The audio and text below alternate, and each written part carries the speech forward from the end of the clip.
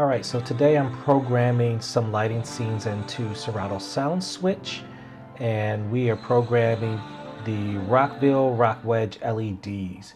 So I was using these with my main hardware controller, the Rockville 384, and now I'm just going to map these into Serato SoundSwitch. So I've already gotten rid of I have this default scene here. I've deleted all the positions, but take a look here. This is the lighting setup I was running with SoundSwitch before, so pretty intense, insane, more than 14 different lights I believe there, count them all.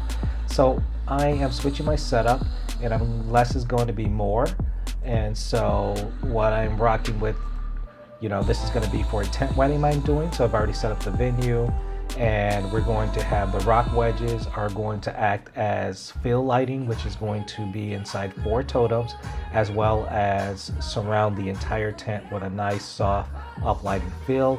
And for effects lighting, we're going to have mini moving gobo spots, so it should be pretty good. I've got a mega flat tripod as well, which I'll just map for some general lighting, which sometimes I'll just use those just to accent pieces, but I'm not working on that right now, so do that a little bit later. And in another video, I will do a hardware setup for the Rockville 384. So whether you're using a lighting controller or software, it's all a matter of preference, depends on what you're doing, so it's really up to you. So I like to use both. They both work well for me, but until I get more scenes built into SoundSwitch for the Rockwedge, I'm going to map just the sound active settings to my Launchpad Mini, and so I can use it as if I'm using the hardware controller until I get my scenes built out. So let's get right into it. So first, let's go pop in here. I'm just going to double check. So Rockville here, DMX setting 1 through 10. And I also, I do kind of 2 setups for this. So one is like a main dance lighting for the same fixture, and then I'll put it on like a different DMX channel so I can use it as up lighting or whatever. So all I have to do is flip the numbers and everything is already programmed along with it. So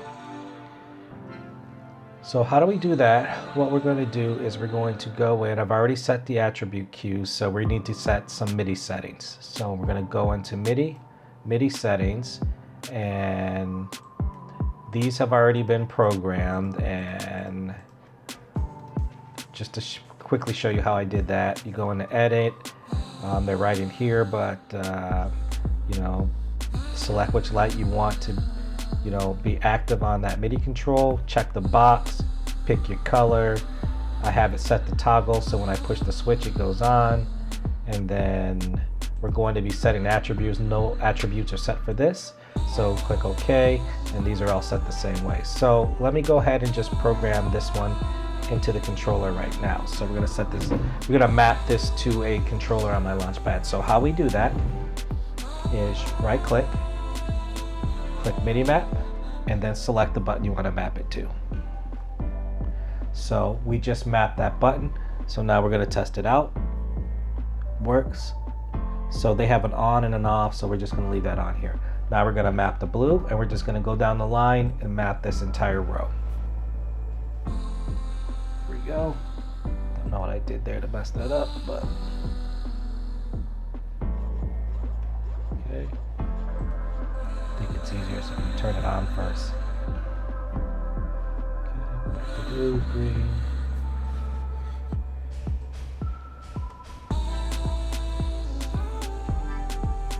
Just double check. I like to, when I map it, I like to click another one and then come back to it just to make sure. UV is definitely cool. So map that. Slot number 7. That test out good. And then white. Map that here. So let's just go through and test everything. So as you can see, those are MIDI mapped. And a quick little tip for you, pro tip for when you map the white. What I do sometimes is, some softwares like Serato SoundSwitch will have a straight up white in here. which works. Like these lights, these Rockvilles have a red, green, blue, an ultraviolet, and a white setting. So they have 5 separate LEDs for each color. Some lights do not. Some lights turn on your red, green, and blue, and that's how they make white. So a little trick that I do is I'll turn on the white, which will activate my white LED, and then I'll also do red, green, blue at the maximum 225 DMX settings, and that will create a white effect. So this will result in the lights who have a true white will light up, and the lights that don't will also light up. Sometimes if you only run this one that is designed for just to light up the white LED diode, you won't get white with maybe an older fixture. So doing this both works well. It also boosts the output of the light because it'll turn on the white diode as well as the red, green, blue. And you know, you may get that little bit of a rainbow effect on it. So, you know, which is fine with me. It actually doubles the output of the light. So I like to do it that way. So, you know, you can easily turn that off and do true white if you're, you know, have nothing but new fixtures which has a white diode. So little pro tip for you guys. So, okay, so that is all set for my base lighting here. And as you can see, I have this mapped across that top row of square blocks on my MIDI pad. What I use this for is just general off lighting.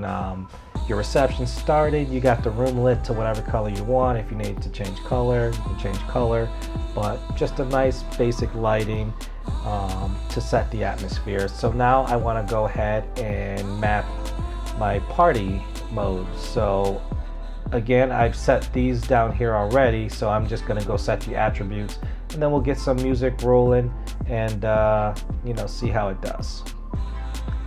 So let's start here. Let's start with this one here. So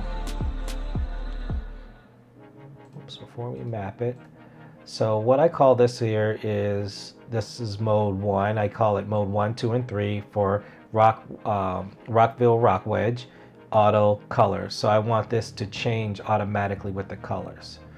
So my flat part, that's okay, that's just going to be a basic follow. So what I want to do is come into my Rockwedge, check function, and that's already set to 201. So I'm going to just hit the desk a little bit.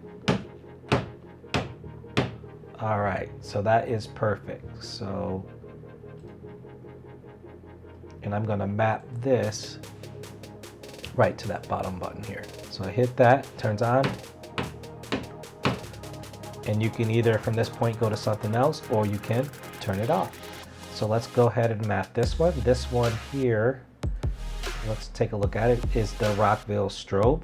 So this is going to bounce through my colors and it's going to strobe. So I'm going to go to attributes, Rockwedge, functions on. So these are set. I thought these were wiped out, but they're there, but it's good. So you can check my settings if you have the Rockwedge and you want to program, set yours to this, and you get the same results.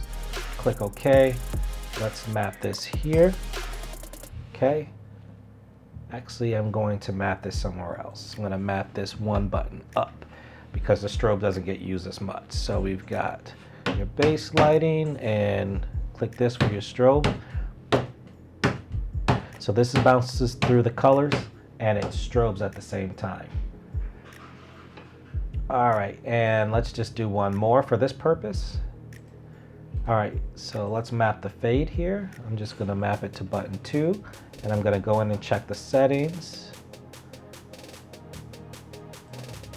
Rockwedge function 241.